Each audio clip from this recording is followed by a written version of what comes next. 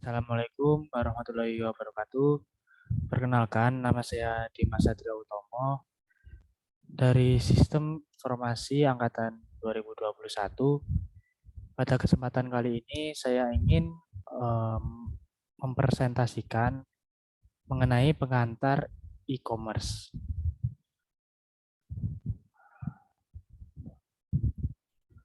Apa sih e-commerce itu? E-commerce adalah suatu cara berbelanja atau berdagang secara online atau direct selling yang memanfaatkan fasilitas internet di mana terdapat website yang dapat menyediakan layanan get and deliver.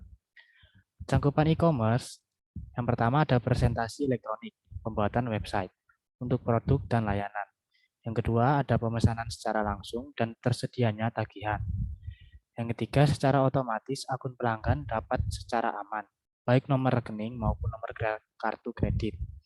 Yang keempat pembayaran yang dilakukan secara online atau langsung dan penanganan transaksi.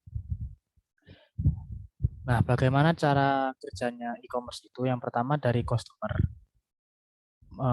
mencari atau mau membeli barang melalui jasa e-commerce. Ketika sudah memilih produknya yang ingin dibeli, para customer ini akan melakukan transaksi online, pembayaran online. Ketika sudah mengirim pembayarannya, pembayaran tersebut akan diterima oleh pihak e-commerce-nya. Ketika sudah terverifikasi, lalu barang yang ingin dibeli akan dicari dari gudangnya. Ketika sudah nemu barangnya akan dikirim ke customer. Nah, kategori e-commerce ada tiga. Yang pertama e-commerce business to consumer. Yang kedua e-commerce business to business. Yang ketiga e-commerce consumer to consumer. E-commerce memiliki 5 konsep dasar. Yang pertama automation adalah otomasi bisnis proses sebagai pengganti proses manual. Konsep enterprise resource planning. Yang kedua ada streamlining atau integration. Proses yang terintegrasi untuk mencapai hasil yang efisien dan efektif, yang bisa disebut sebagai konsep just in time. Yang ketiga, publishing, kemudahan berkomunikasi dan berpromosi untuk produk dan jasa yang diperdagangkan. Disebut konsep electronic cataloging.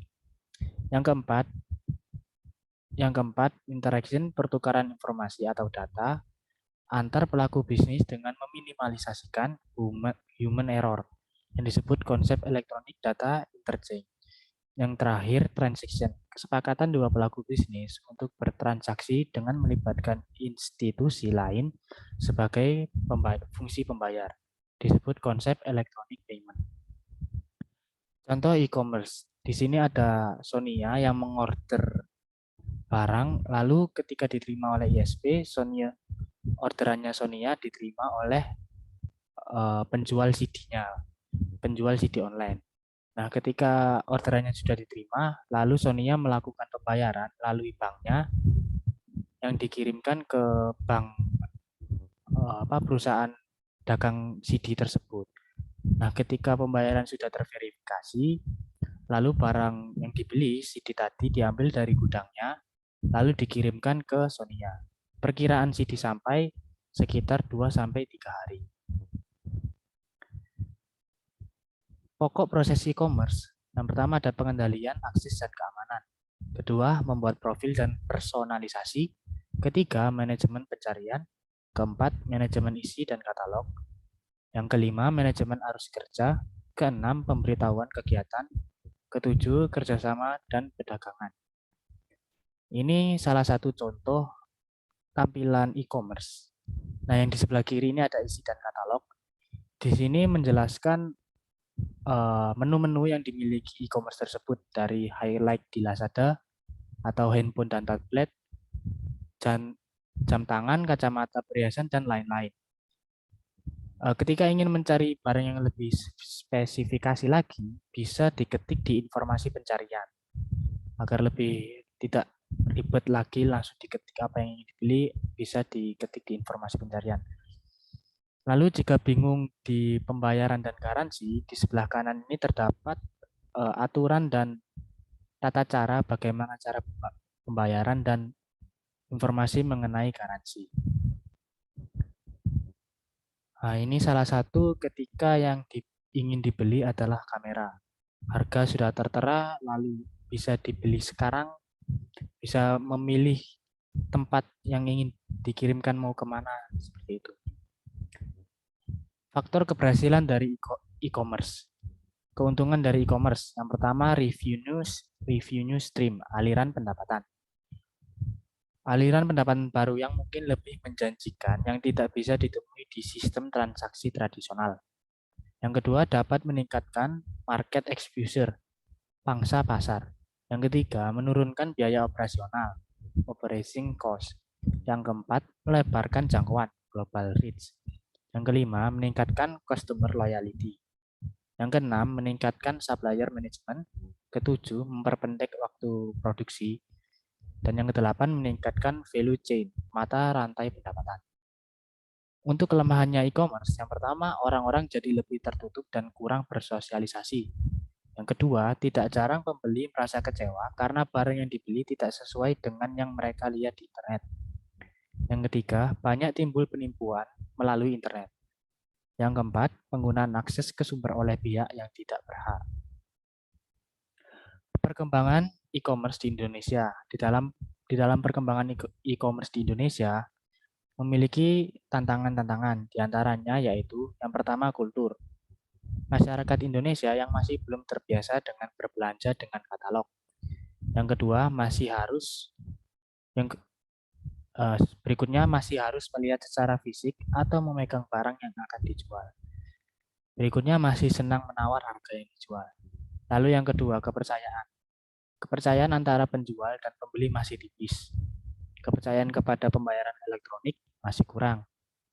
Dan penggunaannya masih jarang. Tantangan e-commerce. Yang pertama, keamanan.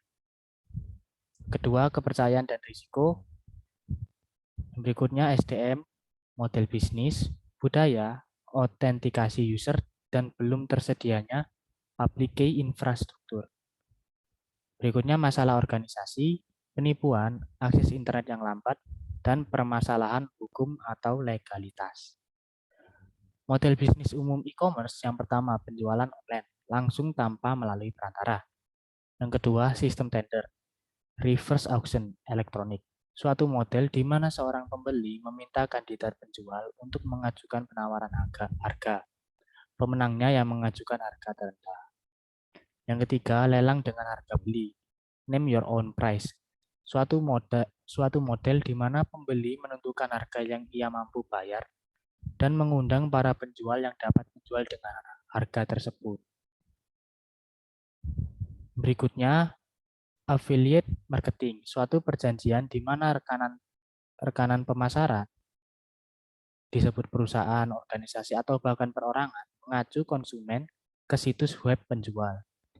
Yang kelima, viral marketing, pemasaran dari mulut ke mulut, di mana konsumen menganjurkan suatu produk atau jasa perusahaan kepada teman-temannya atau orang lain. Yang keenam, group purchasing, pembelian dalam skala besar yang memungkinkan sekelompok pembeli mendapatkan potongan harga. Yang ketujuh, lelang online. Yang kedelapan, personalisasi, kustomisasi produk atau jasa, menciptakan produk atau jasa sesuai dengan spesifikasi yang diminta pembeli. Yang kesembilan, pasar elektronik, e-market, dan exchange. Sekian dari saya pemaparan e-commerce. Apabila ada salah kata, saya mohon maaf yang sebesar-besarnya. Saya akhiri. Wassalamualaikum warahmatullahi wabarakatuh.